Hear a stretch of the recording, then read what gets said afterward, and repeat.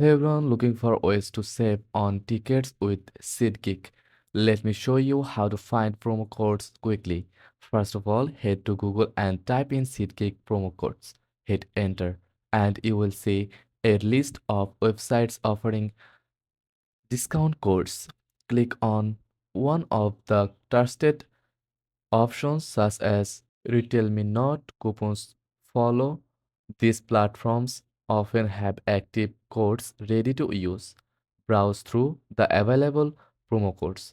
Choose one that matches your needs, like $20 off or free delivery, and click Claim or Copy Code.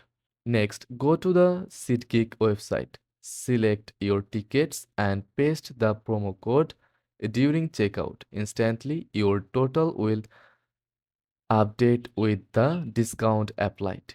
If a code doesn't work, don't worry. Try another one or check back on a trusted coupon site for updated codes. That's all it takes to save money on SeatGeek. Don't forget to like and share this video for more money saving tips. Thanks for watching.